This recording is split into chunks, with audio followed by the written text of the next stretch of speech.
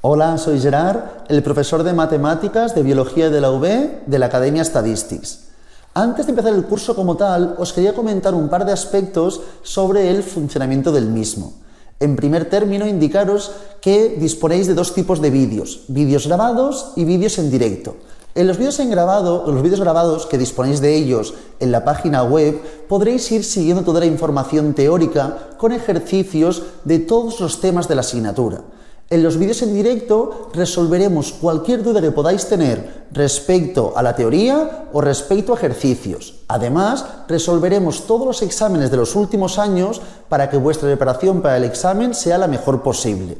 Más allá del tema de los vídeos en directo y los vídeos grabados, también os enviaremos un dossier como este, encuadernado, a vuestra casa en el momento de la inscripción, para que así podáis seguir las clases. Es imprescindible, es principal, disponer del dossier, ya que toda la información que iremos explicando hará referencia al dossier. Yo siempre iré comentando aspectos que se encuentran en el dossier, haciendo referencia a páginas, a ejercicios que en él se encuentran. Por ese motivo, si alguien actualmente está realizando la clase de prueba y aún no dispone del dossier, yo recomiendo que os descarguéis el PDF que está al lado del vídeo que estáis visualizando en la página web. Al lado del vídeo os podéis descargar un PDF y yo, si fuese vosotros, me lo imprimiría y así podéis seguir bien la clase, resolviendo ejercicios y resolviendo toda la información que a continuación explicaremos. Más allá de los vídeos y del dossier, también indicaros que el día del inicio del curso creamos un grupo de WhatsApp formado por los alumnos y por el profesor. En este grupo de WhatsApp podréis preguntar cualquier duda, ya sea sobre el funcionamiento del curso, ya sea sobre alguna parte de teoría que no se acaba de entender, ya sea sobre algún ejercicio en concreto, lo que sea. En ese grupo de WhatsApp resolveremos todas las dudas que podáis tener. Más allá de estos tres aspectos importantes, indicaros ya que para hoy, el inicio del curso, realizaremos una clase con los términos más básicos, ¿de acuerdo? El tema 1 vuestro, básicamente, que corresponde a las herramientas básicas para el análisis de la función, trabajaremos la primera parte de este tema, que es básicamente la introducción y el estudio de unos conceptos básicos matemáticos. También explicaremos el concepto correspondiente a función, pero el próximo día será ya cuando empezaremos con límites y continuidad, dos aspectos fundamentales para poder continuar bien con la información. Igualmente hoy, al final de la clase, plantearemos un ejemplo muy sencillo de un gráfico, porque realmente al fin y al cabo será muy recurrente como pregunta de examen. Por ese motivo hoy acabaremos haciendo un ejemplo simple de lo que iremos encontrándonos a lo largo de la asignatura. Una vez dicho esto, ya podemos empezar con el curso.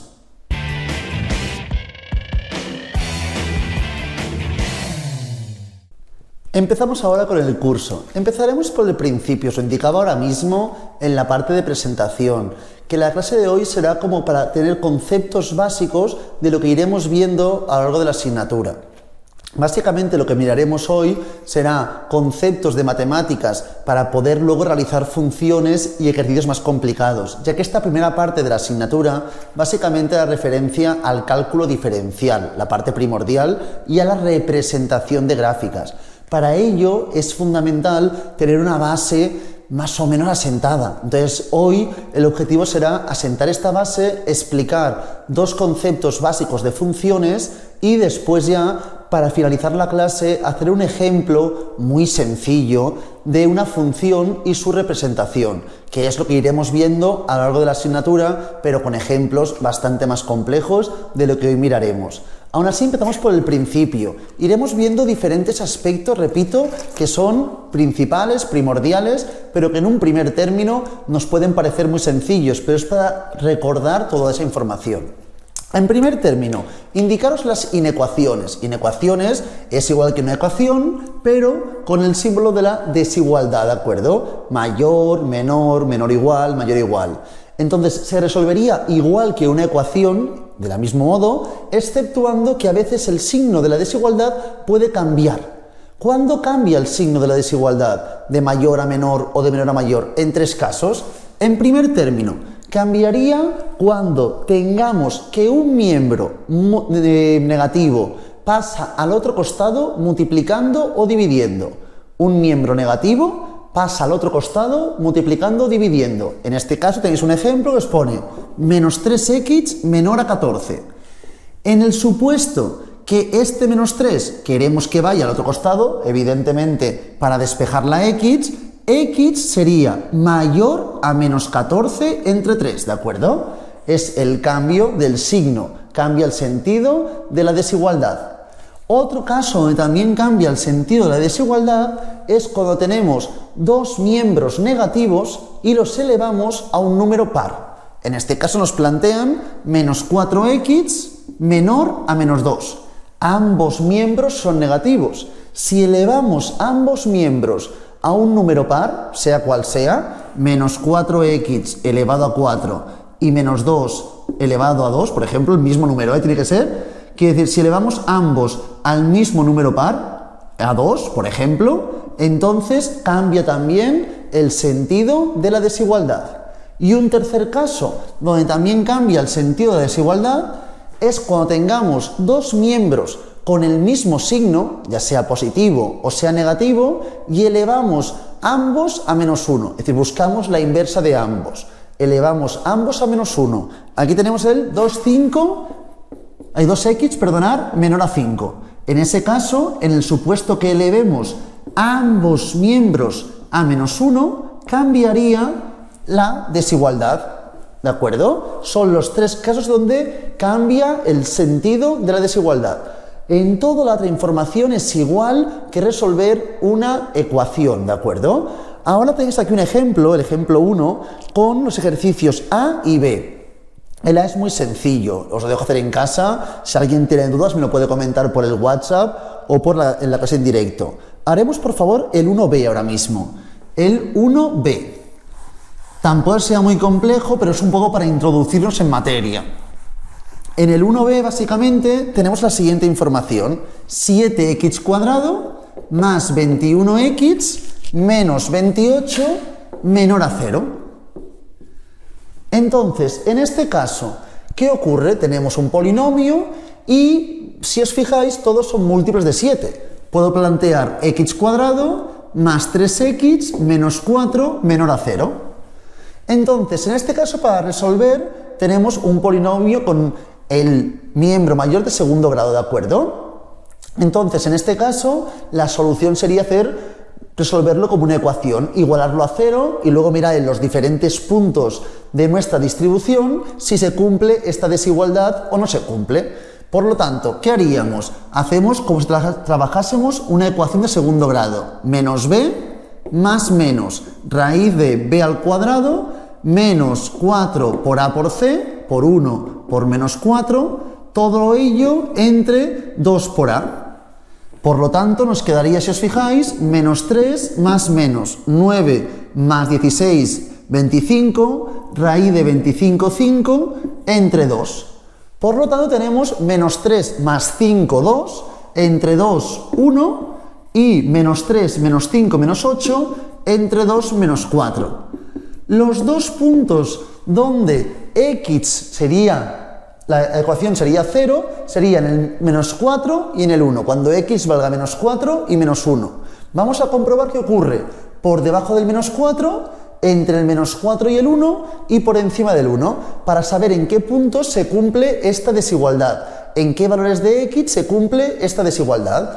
Buscamos, por ejemplo, un valor por debajo, cuando la x sea menos 5. Cuando sea menos 5 sería menos 5 al cuadrado, que son 25, menos 3 o más 3 por menos 5, menos 15, menos 4, que es mayor a 0. Por lo tanto, por debajo del menos 4 no se cumple esta inecuación. No, esta desigualdad no sería cierta. Busco ahora, por ejemplo, en el 0. En el 0 tendríamos 0 más 0 menos 4, menor que 0. Aquí sí que se cumple. Y por encima del 1, por ejemplo en el 2, tendríamos 4 más 6 menos 4, que es evidentemente mayor a 0. Tampoco se cumple. Esta inecuación se cumple siempre que la x pertenezca a un valor que vaya desde el menos 4 hasta el 1, sin incluir ninguno de los dos, ya que en el menos 4 y en el, menos 4 a 1, ya que del menos 4 al 1, en el menos 4 y en el 1 sería igual a 0, no menor a 0, ¿de acuerdo? Cualquier valor que x sea de menos 4 a 1 cumple esta función sin incluir a ninguno de ellos. Esto para inecuaciones. Luego, ¿qué más tenemos? Otro concepto importante son el valor absoluto, que lo tenéis seguidamente. Y lo que me importa básicamente de aquí es lo siguiente. Cuando tenemos un miembro de una ecuación o una inecuación, en este caso, en valor absoluto, es un poco más complejo el ejercicio. Tampoco mucho más, pero planteo la información para que todo el mundo lo recuerde ahora mismo. Mirad, aquí tenemos en este caso, lo plantean con A, tenemos cuando un miembro es menor o igual a, podría poner menor o igual o menor solamente, aquí os pone menor o igual, ¿de acuerdo? ¿Cómo soluciono este ejercicio? Muy sencillo, plantearíamos menos A menor o igual a X y X menor o igual a. Así es como solucionamos esta inecuación. Por un lado deberíamos resolver esta y por otro esta inecuación. La solución de ambas inecuaciones me daría el resultado que tendríamos que obtener, ¿de acuerdo? Si tuviese una inecuación donde uno de los miembros es valor absoluto y fuese mayor o igual a, aquí plantearíamos lo siguiente, menos a mayor o igual a x y plantearíamos también a x mayor o igual a, ¿de acuerdo? Plantearíamos esta información, x menor o igual a menos a y x mayor o igual a a. Deberíamos resolver ambas inecuaciones para realizar o para obtener el resultado de este ejercicio. Una vez dicho esto, por favor, vamos a hacer el ejemplo 2, por favor. Mirad qué nos indica el ejemplo 2. Tenemos x menos 5 en valor absoluto menor o igual a 2. Evidentemente que estamos trabajando con el primer caso, primer ejemplo o segundo. Evidentemente es con el primero. ¿Y cómo plantearía aquí la información? Menos 2 menor o igual a x menos 5, que es menor o igual a 2. A partir de esta información tenemos que resolver ambas inecuaciones. Por un lado esto y por otro lado esto. Por lo tanto, en este caso nos quedaría 3 menor o igual a x y en este costado nos quedaría x menor o igual a 7. Por lo tanto, la resolución de esta inecuación es la x que pertenezca a cualquier valor que fluctúe entre 3 y 7, ya que tiene que ser mayor a 3 y menor a 7, incluyendo ambos. De ahí que pongan claudatos, porque es un intervalo cerrado. Esta es la información correspondiente a valor absoluto. Seguidamente vamos a ver otros conceptos muy importantes que son potencias, logaritmos y radicales. Los tres aspectos estos todo el mundo los hemos hecho durante el bachillerato y eso, pero es para recordar que luego cuando hagamos integrales o derivadas esta información no nos perjudique al solucionar los ejercicios. Entonces, empezaremos por potencias. Potencias, explicaré la teoría, no haré ningún ejercicio porque es básicamente muy sencilla esta información y no nos puede llevar a mucha complicación, ¿de acuerdo? Repito, evidentemente, si alguien tiene alguna confusión, alguna duda me lo puede preguntar, pero esta información inicial será muy sencilla. Tenemos la información de la página 3, parte superior, ¿de acuerdo? Que nos habla de las potencias. Entonces, tenemos la siguiente información, a elevado a b por a elevado a c. Cuando hacemos esta multiplicación de exponentes, siempre se suman, igual que cuando hacemos la división, siempre se restan los exponentes, ¿de acuerdo? Solo se multiplicarían en el supuesto de que tuviese algo como esto. Si tenemos a elevado a b y todo ello elevado a c, ahí sí que multiplicaríamos exponentes, a elevado a b por c. ¿Qué más tenemos de información, por favor? Si elevamos cualquier número a 0, siempre el resultado que obtendríamos sería 1. Esta información será siempre igual. ¿Qué más tenéis, por favor? A elevado a menos b. Siempre que elevamos un número a un exponente negativo, es igual a poner 1 entre a elevado a b, sin el negativo. Por ejemplo, 3 elevado a menos 2 es igual a 1 entre 3 a la 2, y así progresivamente. Y luego también tenemos los exponentes, pueden representar a radicales, ¿verdad? Cuando tenemos el exponente, una división. Aquí os ponen, por ejemplo, a 1 entre b. Pongo, por ejemplo, 3 entre b, ¿de acuerdo? Entonces, aquí tendríamos que raíz es un radical de índice b y el radicando sería a al cubo. Así es como representamos esta información, ¿de acuerdo? Si tuviésemos, por ejemplo, 3 elevado a 6 quintos, ¿qué me quedaría en este caso? Lo siguiente, mirad, raíz de índice, en este caso 5, 3 a la 6. ¿Y qué sabemos? Que 3 a la 6 es lo mismo de poner 3 a la 5 por 3. Por lo tanto, aquí nos quedaría 5 por 3 a la 5 por 3, ¿de acuerdo? En el radicando. Por lo tanto, esto es igual a plantear 3 a la 5 entre 5 por 3, un quinto, ¿verdad? Esto se me desaparece, será 3 a la 1, que es 3, y me quedaría 3 por raíz de índice 5 de 3.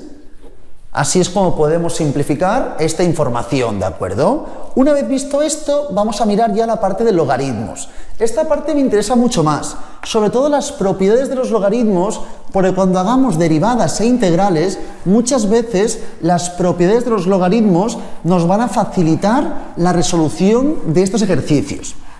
De ahí que me importe mucho entender bien los logaritmos, ¿de acuerdo? De las tres partes, potencias, exponentes, es la que más me importa, ¿de acuerdo? Hay potencias, radicales y logaritmos, la que más me importa son los logaritmos.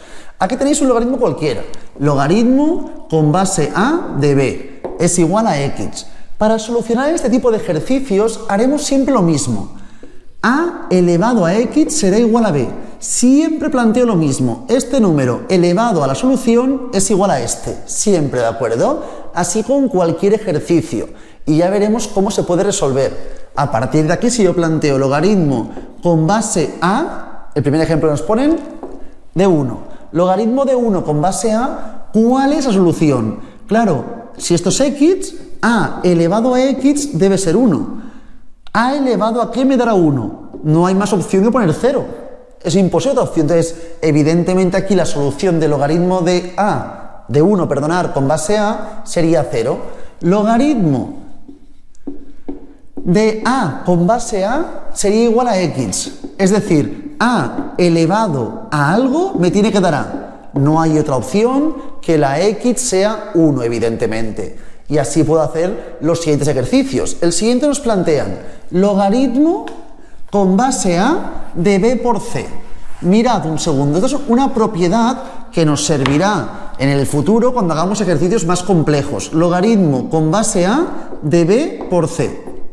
En este caso, una propiedad de los logaritmos nos indica que cuando estamos multiplicando pueden sumarse los logaritmos. Es decir, esto es lo mismo de plantear logaritmo con base a de b más logaritmo con base a de c. Exactamente la misma información.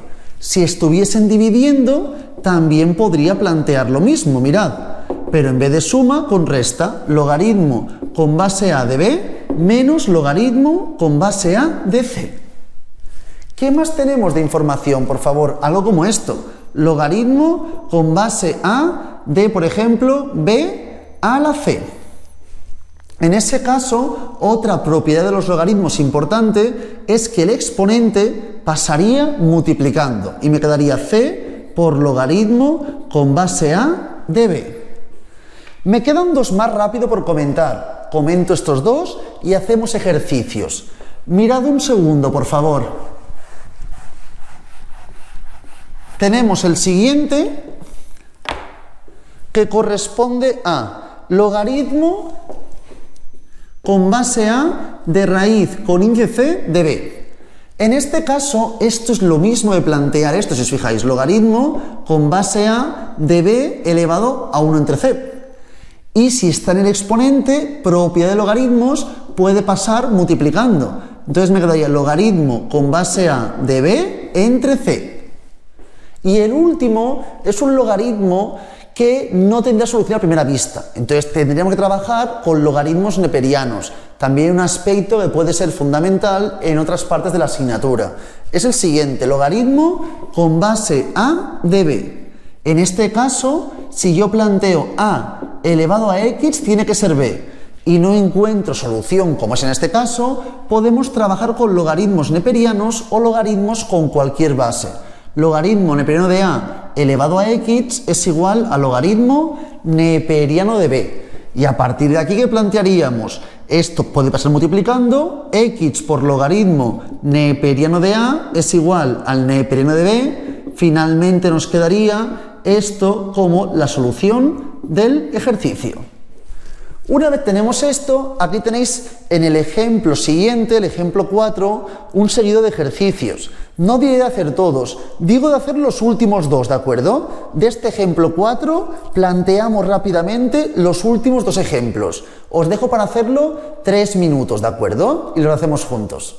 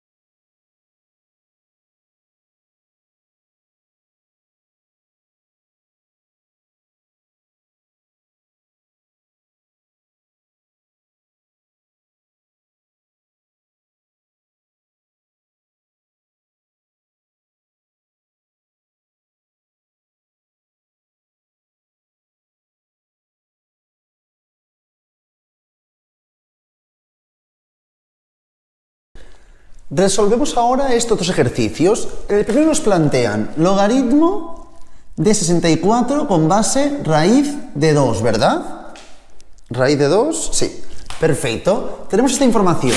Esto es igual a x, ¿de acuerdo? En este caso. Por lo tanto, ¿cómo planteamos esta solución? De la siguiente forma. Plantearíamos raíz de 2, todo ello elevado a x es igual a 64. Seguramente podemos saber la descomposición de 64, pero vamos a descomponerlo rápidamente. 64 entre 2, 32, entre 2, 16, 2, 8, 2, 4, 2, 2, 2, 1, ¿verdad? Es decir, 64 es lo mismo que plantear 2 a la 6.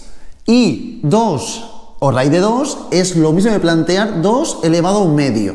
Y todo ello elevado a x es igual a 2 a la 6. ¿Y qué más sabemos? Que si estamos este valor elevado a este exponente se puede multiplicar. Me quedaría 2 elevado a x medios es igual a 2 a la 6. Por lo tanto, puedo plantear x entre 2 es igual a 6 si trabajamos solo con exponentes. Y me quedaría que la x es igual a 12. Así solucionaríamos este ejercicio, ¿de acuerdo? Seguidamente, si seguimos con la siguiente información, disponemos del ejemplo logaritmo con base 3 de 162, ¿de acuerdo? Logaritmo con base 3 de 162. En este caso, tenemos la siguiente información.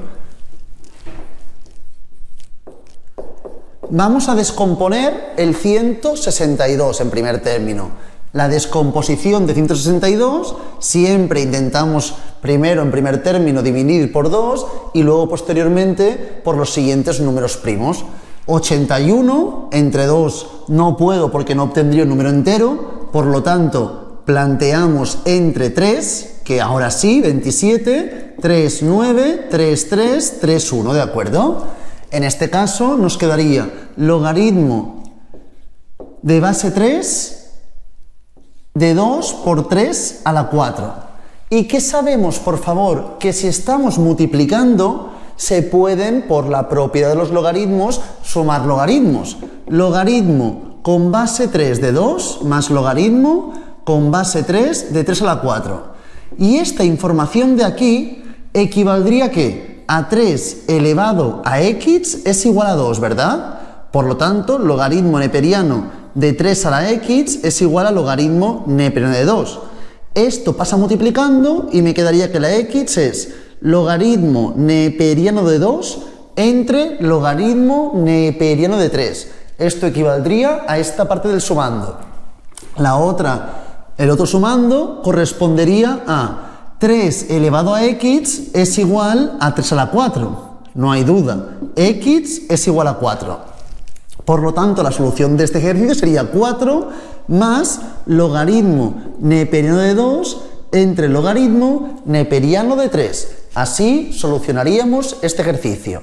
Una vez visto exponentes y también logaritmos, vamos a mirar ahora mismo radicales. Y ya empezaremos con la información correspondiente a las funciones.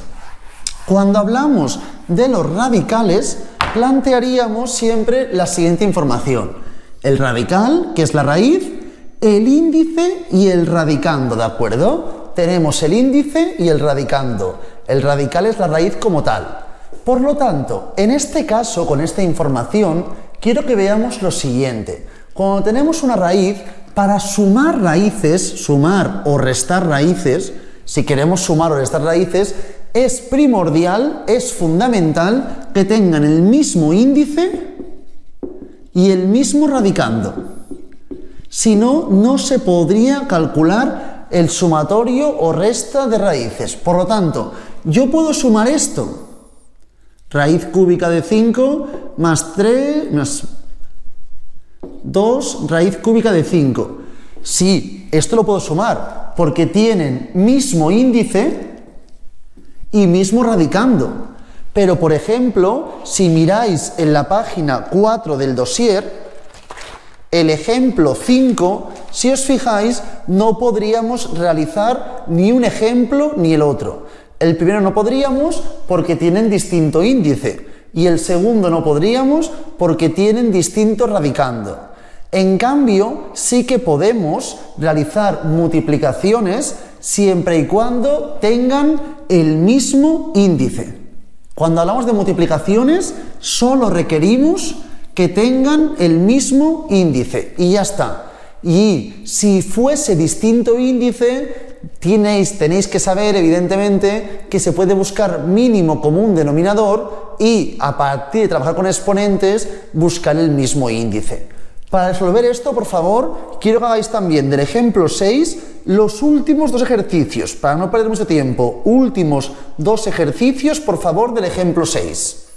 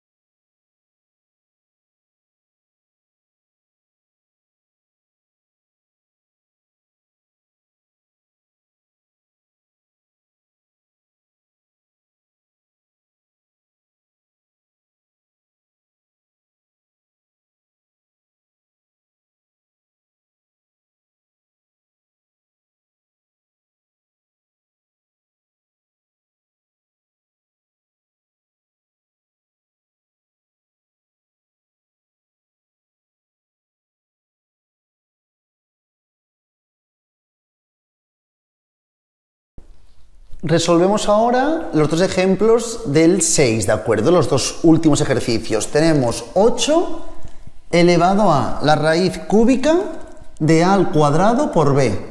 Y todo ello multiplicado por 4 por la raíz cuadrada de a por b al cubo. En este caso, aunque haya paréntesis, como todo se está multiplicando, al final no tendrán prioridad y me dará toda la misma información, ¿de acuerdo? Entonces, en este caso, puedo empezar multiplicando si quiero ya. Todo esto, 8 por 4 es 32, multiplicado por a, en este caso, 2 tercios, ¿verdad? Multiplicado por b, 1 tercio. Todo ello multiplicado por a, 1 medio, multiplicado por b, 3 medios. Claro, en este caso tenemos que esta multiplicación en primer término pensaríamos que no puede realizarse debido a que tiene distinto índice, como aquí estamos viendo, entre 3 y entre 2. ¿Pero qué podemos buscar? Podemos buscar mínimo común denominador y conseguir que el índice sea el mismo en ambos radicales. ¿Y cómo lo hacemos esto? Pues repito, buscando mínimo común denominador. Mirad, 3 y 2, mínimo común denominador, 6, ¿verdad? Por lo tanto me quedaría a elevado en este caso a 4 sextos por b elevado en este caso a 2 sextos por a elevado a 3 sextos por b elevado a 9 sextos. Así es como me quedaría la información. Ahora todo tiene índice 6, si os fijáis. Me quedaría lo siguiente, 32 raíz con índice 6 de a a la 4 por b a la 2 por a la 3 por b a la 9. Que esto evidentemente corresponde a plantear 32 con raíz de índice 6 a 4 por a a 3 a la 7. B a la 2 por b a la 9, b a la 11. Que sería lo mismo esto de aquí, si recordamos, es equivalente a poner a la 6 por a.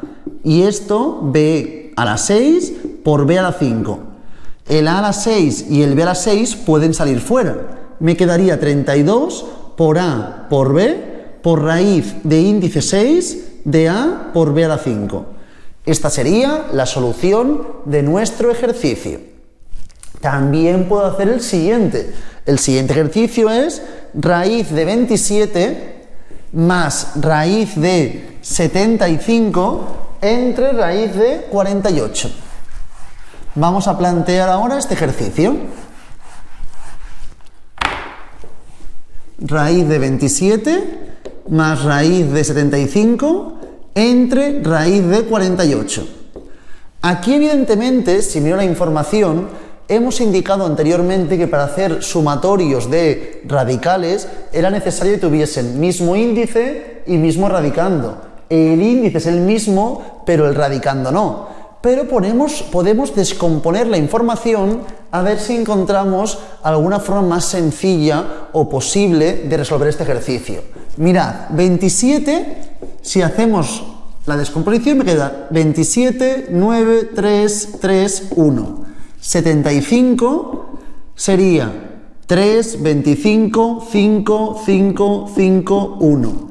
Y 48 correspondería a 2, 24, 2, 12, 2, 6, 2, 3, 3, 1. Por lo tanto nos queda lo siguiente, mirad. Raíz de 3 al cubo, a esto le sumamos la raíz de 3 por 5 al cuadrado y esto lo dividimos entre la raíz de 2 a la 4 por 3. Por lo tanto, nos quedaría, aquí se va un 3 fuera, 3 por raíz de 3 más 5 por raíz de 3 entre 2 a la 4, se van 2 doses fuera, 2 a la 2 por raíz de 3. Ahora sí que puedo sumar estos radicales, ¿de acuerdo? En este caso, me quedaría, en este caso, 8 raíz de 3 entre 4 raíz de 3. Solución del ejercicio sería igual a 2 en este caso. Esta es la información con radicales. Una vez hemos hecho esto, explicar dos aspectos muy simples más, que es el binomio de polinomios al binomio al cuadrado, que sería en este caso a al cuadrado más 2ab más b al cuadrado, y si en vez de ser un sumatorio de binomio fuese aquí en este caso restando, esto me quedaría aquí menos y ya está, ¿de acuerdo? Por último, indicaros también, el último información que aquí tenéis, se pone el logaritmo neperiano de de e elevado a la x. ¿Esto es igual a qué? Si yo planteo un logaritmo neperiano de e elevado a la x, debemos recordar lo siguiente. Imaginaos, por favor, que pusiese, en vez de x, un valor. Logaritmo neperiano de e elevado a 4. ¿Y esto es igual a qué? Es muy sencillo, porque el logaritmo neperiano es igual al logaritmo con base e. Por lo tanto, solo voy a poner logaritmo con base e de e a la 4. ¿Esto es igual a qué? ¿Qué ocurre? Es igual a x. Por lo tanto, e elevado a la x es igual a e a la 4. ¿Cuánto vale la x? 4. Por lo tanto, siempre la solución de esto sería el exponente en cuestión, la x, ¿de acuerdo? Así resolveríamos el logaritmo neperiano de e elevado a la x. Una vez visto esto, por favor, vamos ya a la última parte de hoy, que es el principio ya del cálculo diferencial, con la función, su dominio, el rango y un ejemplo ya de una representación de una función, buscando el dominio, límites, crecimiento, decrecimiento, cóncavo, convexo, toda la información. Será un ejemplo muy simple, pero es un poco para adentrarnos en lo que explicaremos en las próximas clases. Entonces, seguidamente, por favor, tenemos en la página 5 la siguiente información, funciones. ¿Qué es una función? Una función, básicamente, al fin y al cabo, es una regla que asigna a cada valor de x en el dominio de un valor real, un número real. A cada valor de x en el dominio de le asigna un valor real. Es esto, pongo en una máquina un en valor y me sale otro valor. Eso es básicamente la información de la función. Y tenemos el dominio. El dominio, básicamente, corresponde a todos los posibles valores de la x. Entonces, no todos los valores son plausibles, ya que a veces la función, cuando pongo cierta x, no dará un valor. Y ahí es cuando no pertenecerá al dominio de la función. Todos los valores que tengan un valor asociado corresponderán al dominio de la función, es decir, que sigan la regla de la función en cuestión. Vamos a mirar el dominio. Siempre muy sencillo. Por ejemplo, aquí tenéis tres aspectos de los más importantes, que son, en primer término, 1 entre x. En este caso, el dominio de la función serían todos los reales siempre y cuando la x sea distinto de 0, ¿de acuerdo? Serían x perteneciente a todos los reales siempre que la x sea distinta de 0, ¿de acuerdo? Esto sería el dominio de la función, en este caso. El siguiente, ¿qué más tenemos? Raíz de x, ¿de acuerdo? Raíz de x serían todos los reales siempre que la x sea mayor o igual a 0. En cambio, si me preguntan por el logaritmo neperiano, que eso siempre me preguntan, serían todos reales siempre que la x sea mayor a 0. Una vez comentado esto, tenéis aquí dos ejemplos. Vamos a plantear estos dos ejemplos de dominios, ¿de acuerdo? En el primer caso, tenemos 1 entre x más 3. Evidentemente, el denominador no puede ser 0, porque si no, ese número no existe. Entonces, ¿cuándo será 0? Será 0, x más 3 igual a 0, cuando x valga, evidentemente, menos 3.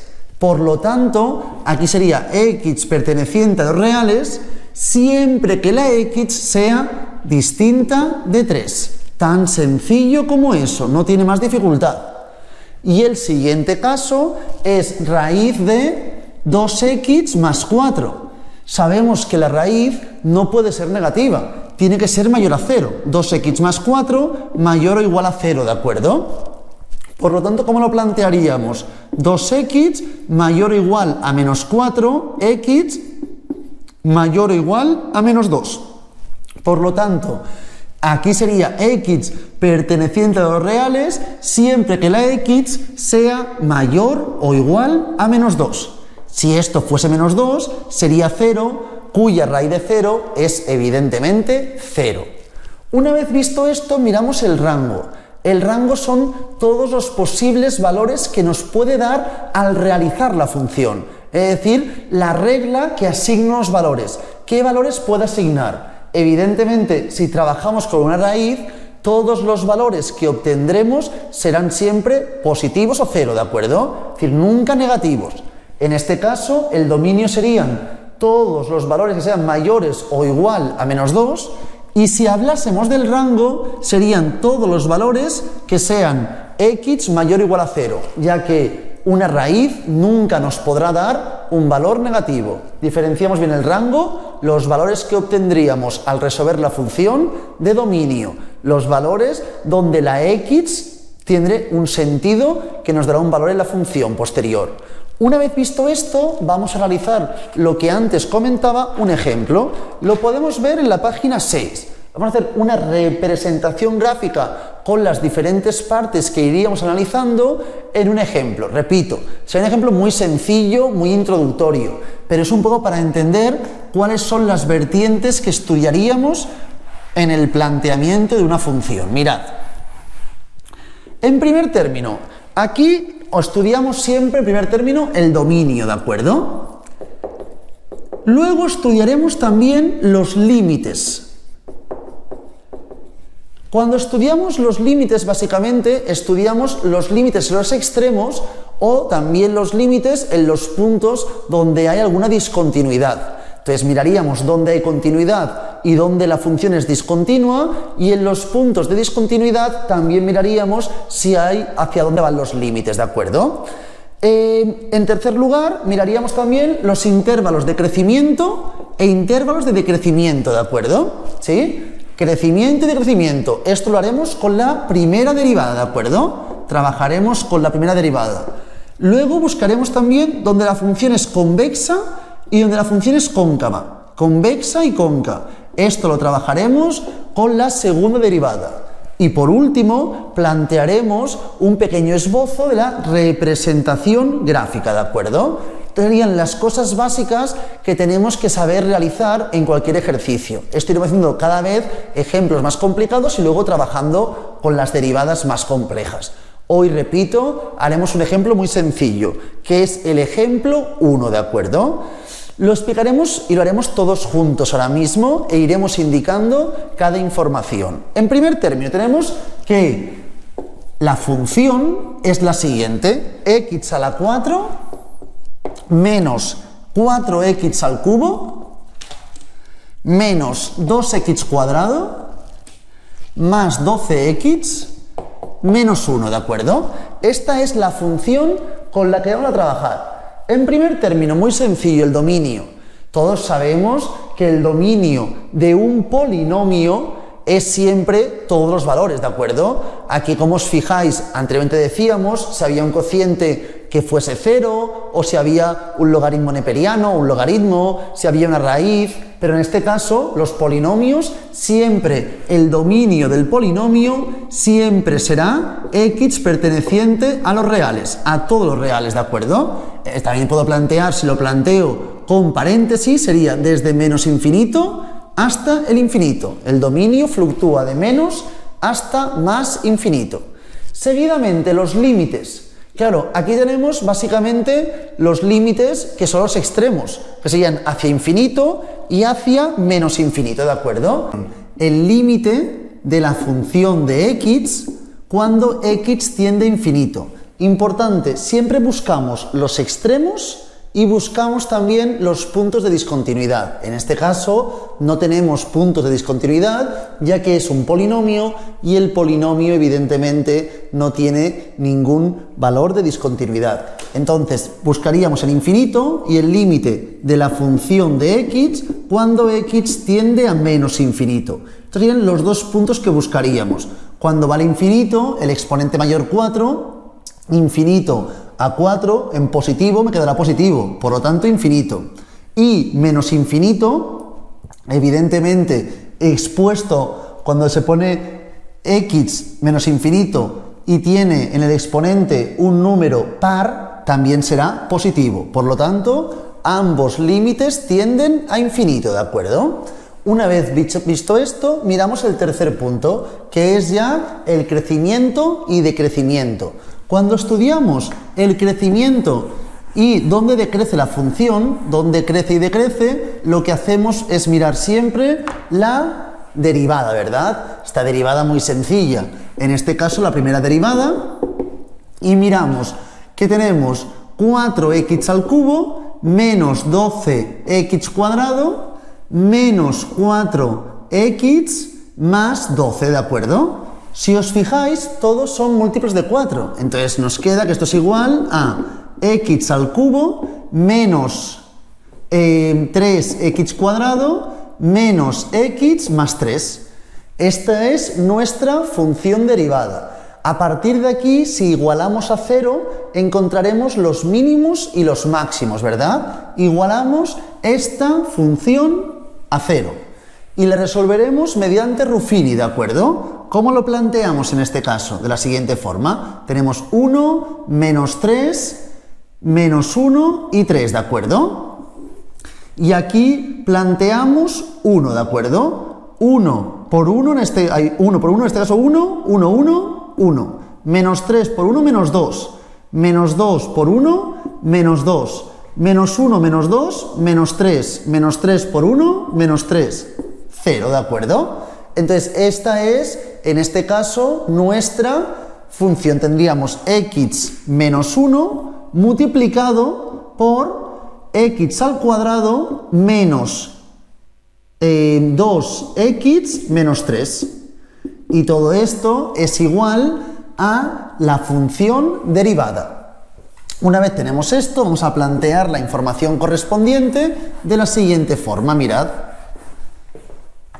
Tendríamos x menos 1 multiplicado a x cuadrado menos 2x menos 3. Y todo ello lo igualamos a 0. Resolvemos la ecuación de segundo grado. Esta de aquí, menos 2 más menos b cuadrado, que es 4, menos 4 por a por c, en este caso será más 12, entre 2. Por lo tanto, nos quedaría 2 más menos raíz 16, 4.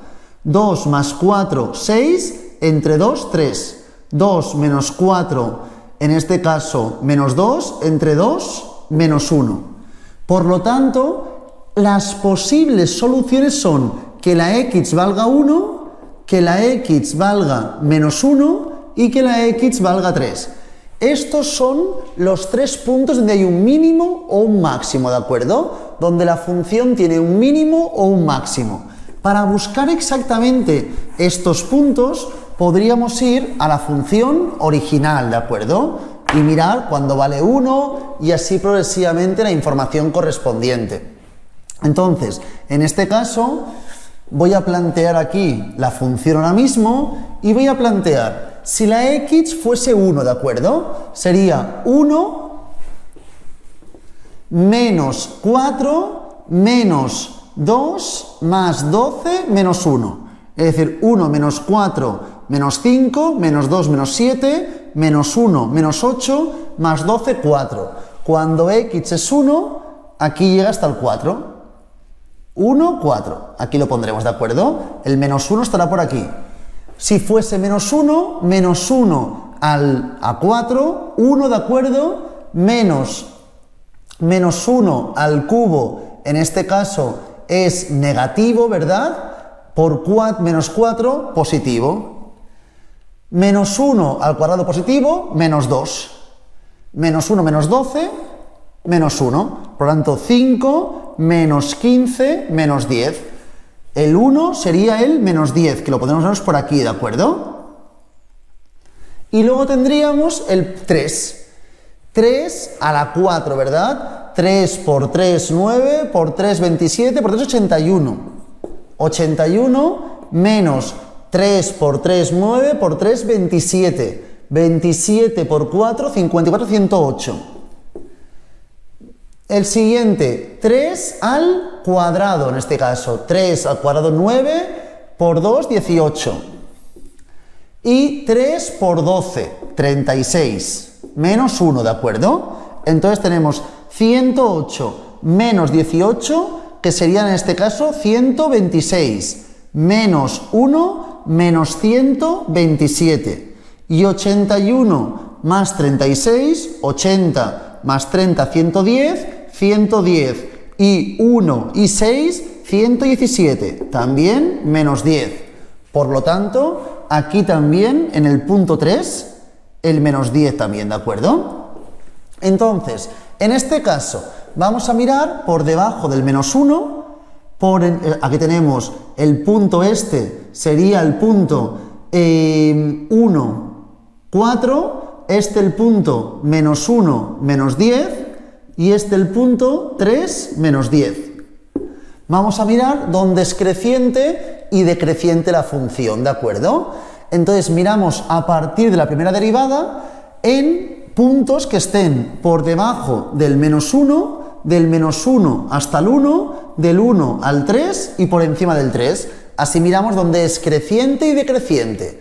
Si cogemos, por ejemplo, el menos 2 al cubo es menos 8, ¿de acuerdo?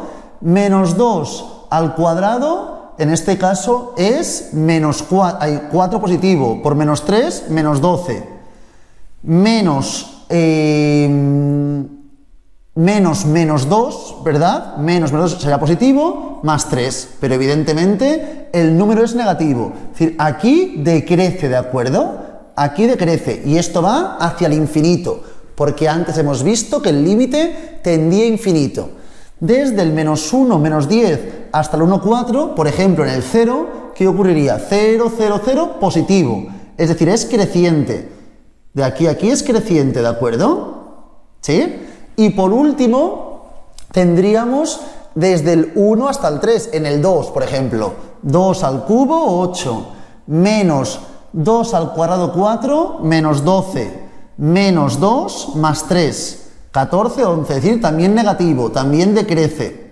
Por lo tanto, aquí tenemos un máximo y estos dos son mínimos, y aquí ya iría hacia el infinito. Esta es la idea de la representación gráfica.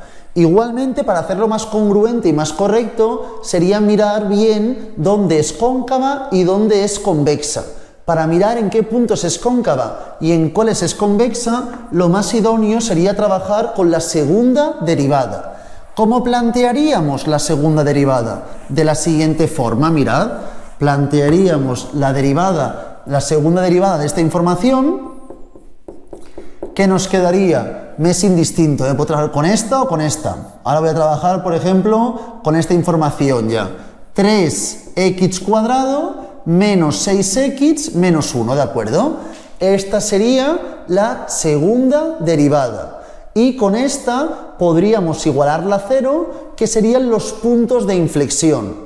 Y a partir de aquí, una vez está igualada a 0, buscar anteriormente valores más pequeños y posteriores de los puntos de inflexión para analizar dónde es cóncava y dónde la función es convexa, ¿de acuerdo? Siempre que la función sea mayor a 0, será convexa. Cuando sea menor a 0, la segunda derivada será cóncava, ¿de acuerdo? 0 de la segunda derivada, cuando sea 0, son los puntos de inflexión. Cuando sea mayor a 0, es convexa. Y cuando sea menor a 0, será cóncava la función. Pero con esta información ya es suficiente que tenemos para una buena representación de este gráfico. Una vez explicado esto, dejamos por aquí la clase de hoy. Espero que os haya servido. Cualquier duda que tengáis, podéis mirar, por favor, las clases, repetirlas, o también preguntarme vía WhatsApp o en la clase en directo. Nada, y mucha suerte.